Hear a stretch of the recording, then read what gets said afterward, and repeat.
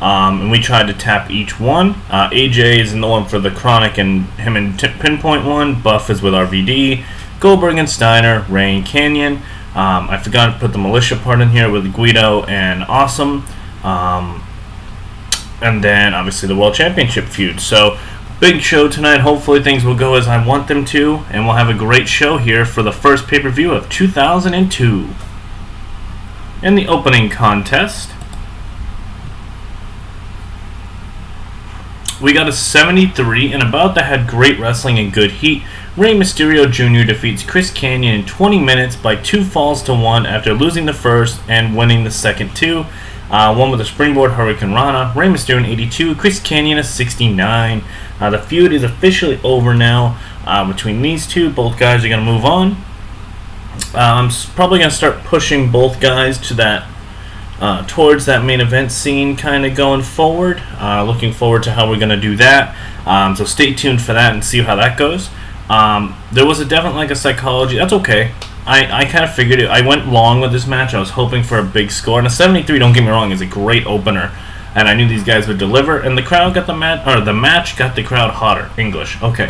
So I'm not mad at this opening match whatsoever. Did a great little match here. Awesome. Great stuff. Moving on.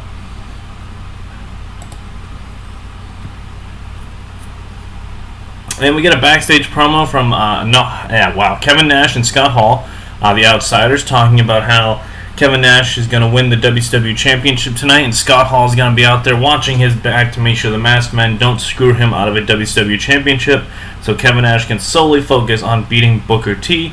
Obviously, these guys are on the same page. These guys are brothers. There's not going to be any situation there. Hopefully Nash can come out on top tonight, and we'll see kind of what happens. But at least we know Scott Hall's got his back. 72 rating there. And in a decent matchup, Kronik defeats PinPoint 8-18 when Brian Adams pins AJ Styles with a full Nelson Slam. Jindrak at 61, AJ at 67, Clark at 43, Adams at 53. Feud storyline gained heat. Announcing quality lifted the match, and the match got the crowd hotter. 61 rating. And I know a lot of people are like, oh, you built up PinPoint to this point, and now you just had them get squashed by Kronik. I have to rebuild Kronik into an actual good tag team here, and this is the best way to do it. And AJ and Jindrak, they did a great job in 2001 as kind of being the top babyface tag team. And, at some point they might get to that point again, but we have to start moving some different teams, and I want to have a great tag team division, and I can't do that if I have the same team always on top. So that's kind of what's happening here. And these guys actually put on a solid match, so I'm not mad about this at all. I would have loved to see some chemistry boosts here, but I'll take it. 61 rating out of these guys. Good stuff. Oh, Scott Steiner cuts a backstage promo with an 85 rating. Let's go, Scotty. Talk about how Big Papa Pump's going to take out Goldberg tonight, and that he's going to find his way back to that World Championship that he so rightfully deserves after being screwed, in his opinion, by Sting months ago. Scott Steiner proved in 2001 he's the best wrestler in the world, and tonight he's the best badass in the world when he defeats Goldberg in a no-holds-barred match. So 85 rating, best promo so far by far, so great stuff out of Scotty here. Good. And we get another backstage promo with Buff and Don Marie, as Buff Bagwell is just kind of, prepping himself up with weights in front of the mirror. And him and Don Marie are talking about how tonight is a very special night because Buff Bagwell will get his first singles championship here in the new relaunched WCW and become the new WCW United States champion. And Don Marie is obviously all about it, as she is the girlfriend here of Buff, and they will be facing up against RVD. We'll see how that goes. I'm hoping that's a big rating because this is kind of Buff Bagwell's big test to see how things go. Oh my, okay. And about that had great heat and good wrestling. Rob Van Dam defeats Buff Bagwell in 13 minutes by pinfall with a 5-star frog splash. RVD makes defense number 2 of the U.S. Championship. He did get the victory after a botched interference by Dawn Marie. She went to spray Rob. Obviously, Rob ducked, sprays Buff Bagwell in the face with whatever the hell she sprayed him with. She jumps off the apron. RVD kind of sideswiped Buff to knock him down, and the 5-star frog splash hit. RVD retained. Buff Backlash had a good showing. A 70 rating with the match. I'm very happy with this.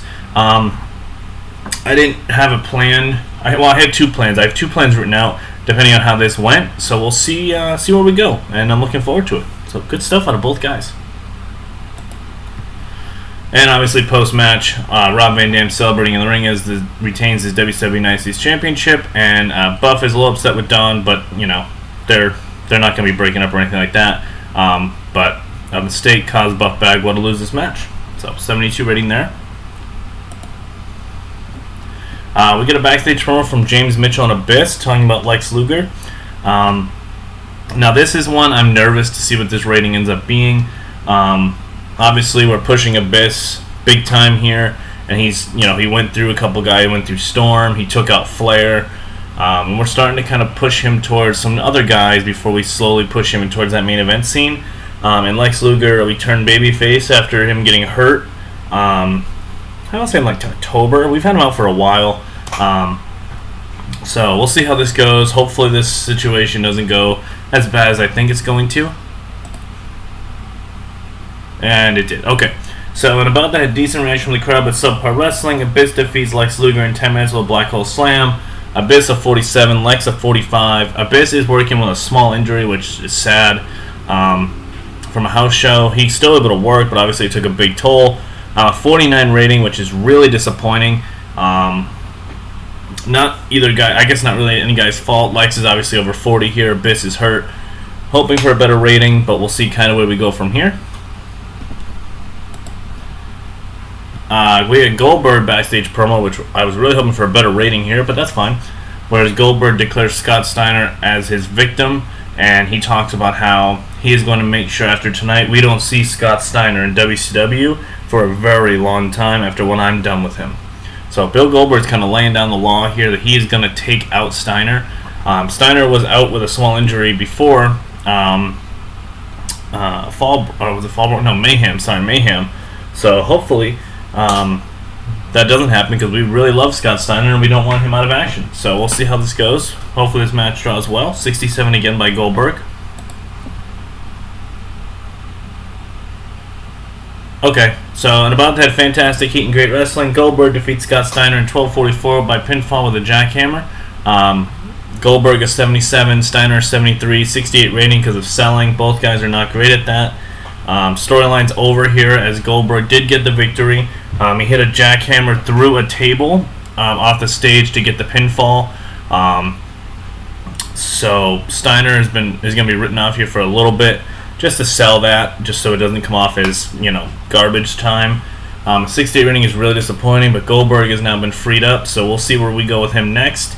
That's kind of fun playing words there, and see what we do. I have some ideas, so hopefully you guys like them. We get a backstage promo from Shane Douglas and Bam Bigelow saying that they were screwed out of the WCW Tag Team Championships by the Road Warriors, and that those old has-beens don't deserve to hold those championships that we rightfully deserve, and we are going to become the first ever 2-time WCW Tag Team Champion when we defeat these old hags tonight. 55 rating there. In a decent match, Shane Douglas and Bam Bigelow defeat the Road Warriors in 10 minutes when Bam Bigelow pins Road Warrior Animal with greeting from Ashby Park. Douglas and Bam Bigelow win the WCW Tag Team Championships. Shane Douglas carries the match in performance. 52 out of Bam. Shane Douglas 69. 56 out of the Road Warriors. Obviously excellent chemistry. 65 rating. Now, some people will be like, oh, why'd you do the belt switch back to back? So, 2 reasons. 1, it was a good shock value on New Year's to have the Road Warriors win the belts. 2, this gives me a reason to have a final showdown between these teams now, and it didn't hurt Shane Douglas and Bam Bam whatsoever to lose to the Road Warriors on that New Year's Eve edition of Nitro. So, yes, the Road Warriors had a very short reign, but now we can go into a blow-off match with these guys at the next pay-per-view and be in a way better spot between both teams. So, and a 65 rating, like, come on, I'm cool with that.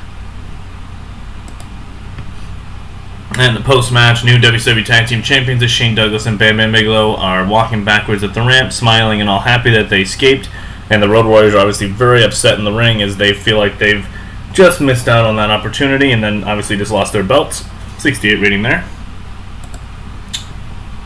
Mike Awesome cuts a backstage promo on Guido and the Militia, talking about how, tonight, Guido, you don't got your boys. It's just you and me. And last time I checked, I'm a 6'8", 280-pound man, and you're just barely 6 feet. You may have the mind games on me, but tonight it's one-on-one. You don't got your boys. So tonight, Mike Awesome is going to make Guido his bitch. So 55 rating there. And about that had good wrestling and decent reaction from the crowd. Mike Awesome defeats Little Guido in 13 minutes with the Awesome Bomb. During the match, Super Crazy and Reagan's tried to attack Mike Awesome, but Mike Awesome threw them both out of the ring. Guido with a 71, Awesome a 60. Storyline advances in the 69 rating there, so good stuff out of both of these guys. Guido stepped up, Awesome stepped up. Solid, very solid upper mid-card match. We get a backstage promo from Booker T as the WCW champion, talking about how he's looking forward to tonight because he finally can rid Kevin Nash of his claims to think he can defeat the best wrestler in the world and try to become WCW champion. Nash is so focused on these masked men, whoever the hell they are. I don't even care. I don't care if they show up tonight, as long as at the end of the night, I'm the WCW champion and Nash is not. At the end of the day, that's just something y'all are going to have to deal with. You had to deal with me getting rid of Flair, and you're going to deal with me getting rid of Kevin Nash as well. 74 rating on a Booker T. And we got some elaborate entrances for the main event of the evening. So Kevin Nash makes a big entrance with Scott Hall with him as well. Obviously Scott Hall is going to be at ringside. Booker T makes an elaborate entrance. And before we get to the main event match, I'm going to give you the rundown on how this matchup goes. So Nash and Booker have, back and forth. Nash hits his comeback, and the masked men do emerge at ringside. Scott Hall fights them off. Nash and Booker go back and forth with a couple near falls. We have a ref bump, and Booker hits Nash with the belt. Ref slowly wakes up. 1, 2, no. Nash gets his bearings, knocks Booker down. Here comes Jeff Jarrett with the save. He goes to hit Booker with the guitar. He turns around and swings and cracks Nash with the guitar as Booker T looks stunned, crawls over to an unconscious Kevin Nash, and the ref counts 1, 2, 3. So, in about that, had fantastic heat and great wrestling. Booker T defeats Kevin Nash in about 10 minutes by pinfall with a scissors kick, which obviously is not happening because I just told you that.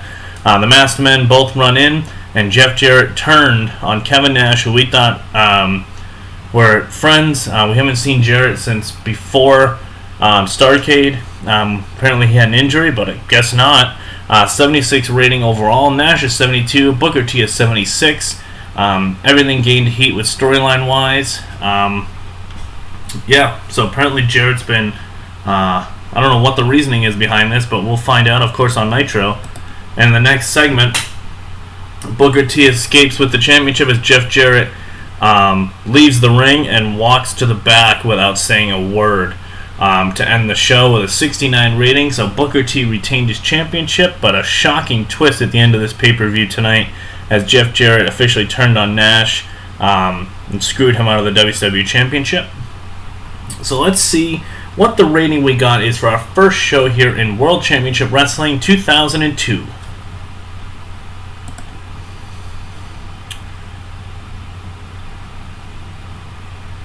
We ended the show with a 77. That's awesome. One Canadian region with Grudge. Yep, okay, cool. Wow, 77. I'm actually really, really excited and happy with that. If I'm not mistaken, that might be my best pay-per-view rating, and that makes total sense considering we're in a new year. You got to keep building, you know what I mean? So, like I said, guys, like always, if you are enjoying this, please like, please comment, please subscribe. We just hit that big 50 mark, so that's awesome. We're going to keep building and building and building. We want to keep this going. It's up to you guys to, show that this is a good series and that you guys are actually enjoying it. And we'll see you next time for that next WCW Monday Nitro coming your way.